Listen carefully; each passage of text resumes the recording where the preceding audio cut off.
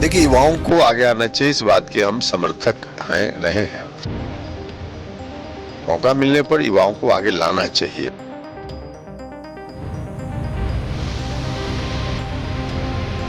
बिहार की जनता की सेवा करने का जो मौका मिला है, मेरे नेता विनीत कुशवाहा जी उन्होंने चयन किया है।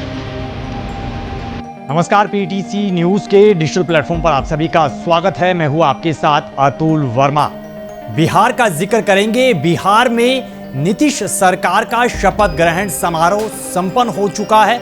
नीतीश कुमार ने बतौर 10वीं बार, रिकॉर्ड 10वीं बार बिहार के मुख्यमंत्री के तौर पर शपथ ली और एक बड़ा रिकॉर्ड अपने नाम दर्ज किया। उनके अलावा 26 विधायकों ने भी मंत्री पद की शपथ ली। इस शपथ ग्रहण समारोह का साक्षी पूरा बिहार बना। बिहार के पटना के गांधी मैदान में इस शपथ ग्रहण समारोह का आयोजन हुआ, जिसमें खास तौर पर प्रधानमंत्री नरेंद्र मोदी, केंद्रीय गृह मंत्री अमित शाह, भाजपा के राष्ट्रीय अध्यक्ष जेपी नड्डा समेत अन्य भाजपा शासित प्रदेशों के राज्यों के मुख्यमंत्री इस कार्यक्रम में हिस्सा लेते हुए नजर आए। इस कार्यक्रम में शिरकत की और नीतीश कुमार को रिकॉर्ड 10वीं बार बिहार का मुख्यमंत्री बनने के लिए शुभकामनाएं दी। लेकिन इस शपथ ग्रहण समारोह में एक बड़ी ही दिलचस्प और खास तस्वीर निकल कर आई। जी हां, वो नाम है दीपक प्रकाश का। पूर्व मंत्री उपेंद्र कुशवाहा के बेटे दीपक प्रकाश, जो कि पहली बार बिहार के मंत्री बने हैं।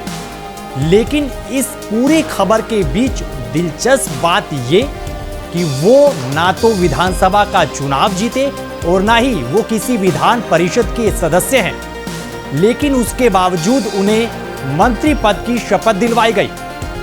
ऐसे में बड़ा सवाल ये उठता है कि क्या किसी भी शख्स को बिना किसी विधानसभा के चुनाव जीते या फिर बिना किसी विधान परिषद के सदस्य होते हुए क्या मंत्री बनाया जा सकता है? जी हां, मंत्री बनाया जा सकता है। इस पूरी चीजों को लेकर तमाम विस्तार जानकारी आपको आज की इस वीडियो में देंगे। नमस्कार, मेरा नाम अतुल वर्मा है और आप देख रहे हैं पीटीसी न्यूज का डिजिटल प्लेटफॉर्म। और अगर आप हमारे इस प्लेटफॉर्म पर नए हैं तो हमारे प्लेटफॉर्म के साथ जरूर जुड़िएगा। पेज को लाइक और सब्सक्राइब जरूर कीजिएगा। देखिए, युवाओं को आगे आना चाहिए, इस बात के हम समर्थक रहे हैं। मौका मिलने पर युवाओं को आगे लाना चाहिए।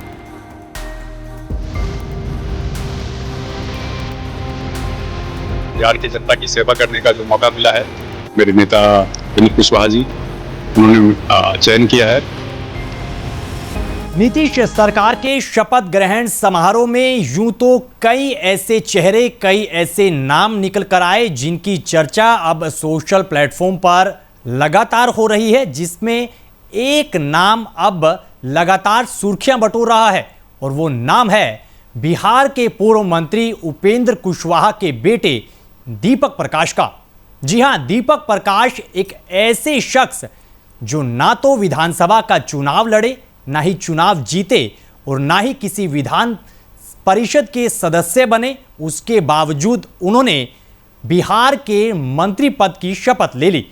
ऐसा क्यों हुआ और इसके पीछे की रणनीति क्या थी, इसके पीछे का आपको पूरा ब्यौरा जानकारी समेत बताते हैं। अब इस सवाल का जवाब आप भी जरूर जानना चाहेंगे कि बिहार के पूर्व मंत्री उपेंद्र कुशवाहा के बेटे दीपक को मंत्री दरअसल क्यों बना दिया गया और उसके पीछे वजह क्या कुछ निकल कर आती है।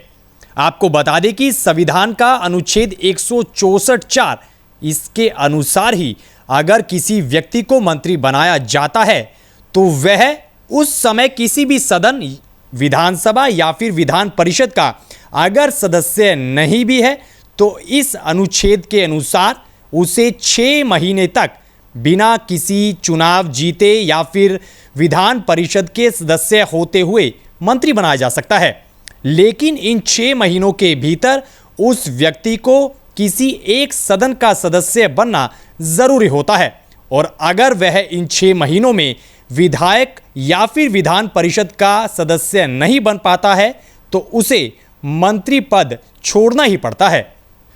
आपको बता दें कि बिहार विधानसभा चुनाव में एनडीए ने प्रचंड बहुमत हासिल किया। इस बीच बिहार के पूर्व मंत्री उपेंद्र कुशवाहा, जिन्होंने चुनाव नहीं लड़ा लेकिन उनकी पार्टी की तरफ से 6 उम्मीदवारों को उतारा गया था और इनमें से 4 उम्मीदवारों ने जीत दर्ज की, लेकिन इसके बावजूद उनके बेटे को मंत्री बनाया गया। जो 4 नेता विधानसभा पहुंचे हैं, इनमें से एक सासाराम के नवनिर्वाचित विधायक स्नेहलता उपेंद्र कुशवाहा की पत्नी हैं। इन सभी विधायकों ने दीपक को मंत्री बनाने का समर्थन दिया, तभी जाकर मंत्री पद के लिए उनके नाम को आगे बढ़ाया गया और उनके नाम को मंजूरी दी गई। अब सभी के जहन में एक सवाल ये भी चल रहा है कि ऐसा क्यों करना पड़ा। कोई नेता या फिर कोई शख्स विधानसभा का चुनाव ना लड़ा, ना जीता, ना किसी विधान परिषद का सदस्य, उसके बावजूद उस शख्स को मंत्री क्यों बना दिया गया। जी हां, आपको बता दें कि ऐसा इसलिए करना पड़ सकता है या फिर करना पड़ा ताकि मुख्यमंत्री या फिर सरकार में ऐसे विशेषज्ञ, अनुभवी प्रशासक या फिर किसी महत्वपूर्ण व्यक्ति को भी मंत्री बनाया जा सके जो अभी चुनाव नहीं जीता, लेकिन बाद में किसी उपचुनाव या फिर विधान परिषद के रास्ते सदन की सदस्यता उसे दिलवाई जा सके। अब वीडियो के आखिर में चलते चलते एक और सवाल, और ये सवाल ये कि क्या उपेंद्र कुशवाहा की तरफ से परिवारवाद को बढ़ावा दिया गया और अपने बेटे दीपक को राजनीति में उतारने और सीधा मंत्री बनाने के पीछे की उनकी क्या मंशा थी, पीछे की क्या राजनीति थी। तो आपको बता दें कि परिवारवाद साफ तौर पर झलकता हुआ नजर आता है कि उन्होंने खुद चुनाव ना लड़कर अपनी पत्नी को उतारा, उनकी पत्नी चुनाव जीती, उसके बाद उन्होंने गठजोड़ करते हुए, साठगांठ करते हुए अपने बेटे के नाम की सिफारिश की और उनके बेटे के नाम को आगे बढ़ाते हुए मंजूरी दी गई और उन्होंने बाकी के 25 विधायकों के साथ मंत्री पद की शपथ ली। और इस शपथ के साथ ही ये सवाल खड़ा होता हुआ नजर आया कि उपेंद्र कुशवाहा, जो कि बिहार के पूर्व मंत्री हैं, वो सीधे तौर पर परिवारवाद को ही बढ़ावा दे रहे हैं, क्योंकि उनके परिवार से 2 सदस्य सीधा विधानसभा पहुंच चुके हैं। एनडीए बात परिवारवाद की नहीं करती। हर चुनाव में जिक्र होता है कि आम शख्स को टिकट दिया जाता है, परिवारवाद का विरोध किया जाता है, लालू यादव के परिवार को टारगेट किया जाता है और साथ ही उनके परिवारवाद पर निशाना भी साधा जाता है। लेकिन ये तस्वीर जो आपके समक्ष है, ये बहुत सवाल खड़े करती है। शपथ ग्रहण समारोह से ठीक पहले जब बिहार के पूर्व मंत्री उपेंद्र कुशवाहा से ये सवाल भी पूछा गया तो उन्होंने क्या कुछ जवाब दिया और उसके बाद शपथ ग्रहण समारोह के बाद भी उनकी क्या प्रतिक्रिया निकल कर आई, आखिर में ये भी सुनिएगा। और बाकी देश प्रदेश की खबरों के लिए बने रहिए पीटीसी न्यूज़ के डिजिटल प्लेटफॉर्म के साथ। दीजिए इजाजत, नमस्कार। देखिए, युवाओं को आगे आना चाहिए, इस बात के हम समर्थक रहे हैं। तो मौका मिलने पर युवाओं को आगे लाना चाहिए। युवाओं में ज़्यादा काम करने की क्षमता होती है, उसकी क्षमता का पूरा इस्तेमाल होना चाहिए हर क्षेत्र में, स्वाभाविक रूप से राजनीति में भी। बिहार की जनता की सेवा करने का जो मौका मिला है, उसके लिए माननीय प्रधानमंत्री जी और माननीय मुख्यमंत्री जी के नेतृत्व में काम करने का मौका मिला है, उसके लिए अभिभूत हैं मेरे नेता उपेंद्र कुशवाहा जी। उन्होंने चयन किया है, उसके लिए भी उनका धन्यवाद है। जो जिम्मेदारी मिली है उस पर खरा उतरने की पूरी कोशिश करेंगे।